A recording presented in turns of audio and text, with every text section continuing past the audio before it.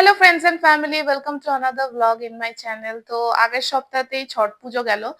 আর ছট পুজো গেলেই মনটা ঠেকুয়া ঠেকুয়া করে। আগে আমি যে কলেজে পড়তাম, তো কলেজে আমার অনেক বিহারি ফ্রেন্ডস ছিল। তো তারা সেই সময় কিন্তু ছট পুজোতে অনেক ধরনের মিষ্টি, তারপরে ঠেকুয়া এগুলো নিয়ে আসতো। তো আমরা খেতাম।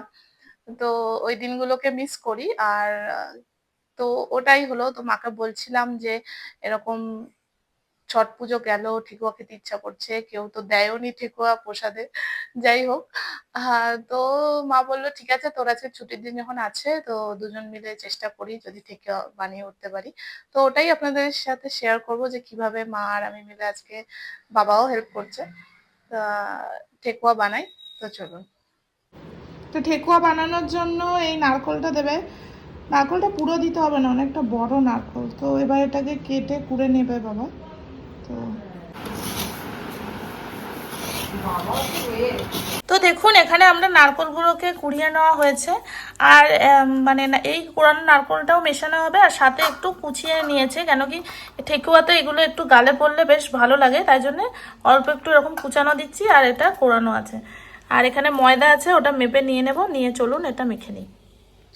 ঠেকুয়া শুনেছি দু রকমের হয়, একটা আটা দিয়ে আর গুড় দিয়ে বা চিনি দিয়ে হয়। আমি দু রকমই খেয়েছি, কিন্তু আমার আটা দিয়ে গুড় দিয়েটা ভালো লাগে না। আমার মুখে মুখরোচক লাগে হলো ময়দা দিয়ে, তাই ময়দা দিয়েই করছিলাম। তো 2 বাটি ময়দা নিয়েছিলাম। যে বাটির ময়দা আপনারা নেবেন সেই বাটির যতটা বাটি নেবেন তার হাফ বাটি সুজি দিতে হবে। আর স্বাদ মতো নুন দিয়ে দিয়েছিলাম। দিয়ে ভালো করে মিশিয়ে নিয়ে তারপর এর মধ্যে আমরা ওই 1 বাটি চিনি দিয়ে দেব। ওই যে সেই একই বাটি, যে বাটিতে আমরা 2 বাটি ময়দা দিয়েছি, তো সেই বাটির 1 বাটি চিনি দিয়ে দেব। আর তারপরে বেশ পরিমাণ মতো, ভালো পরিমাণ মতো ঘি দিতে হবে। বেশ ভালো পরিমাণ আপনাদেরকে ঘি দিতে হবে, যাতে আপনারা টেস্টি টেস্টি খেতে পারেন। যে কেন ঘি আর নারকোলের সেন্টেই কিন্তু ঠেকুয়া খেতে বেশি ভালো লাগে।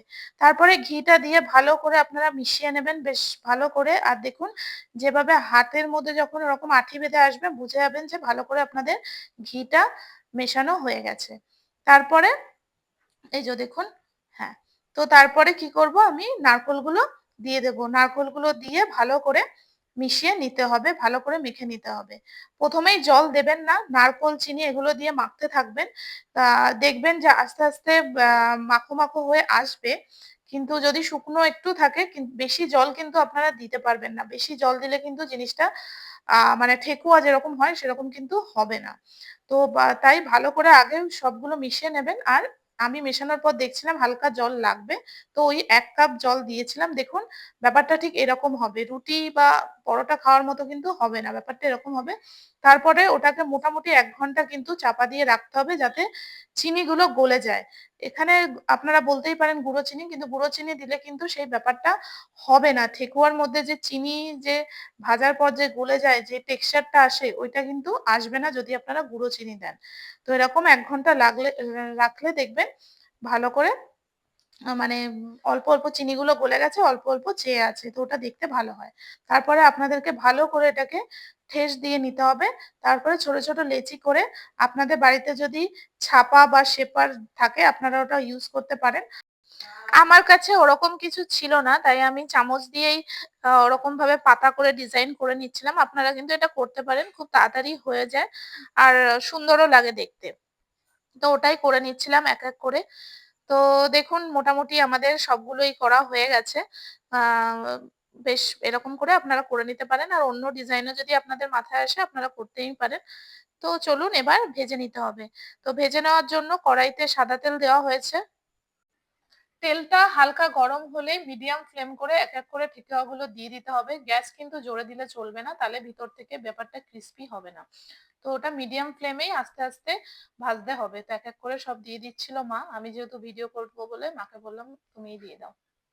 তো তারপরে দুদিক ভালো করে আপনাদেরকে মিডিয়াম ফ্লেমে ভেজে নিতে হবে, একদম খাস্তা ক্রিস্পি লাল লাল একদম ব্রাউনিশ একটা টেক্সচার আসবে, ততক্ষণ আপনারা ভেজে নেবেন।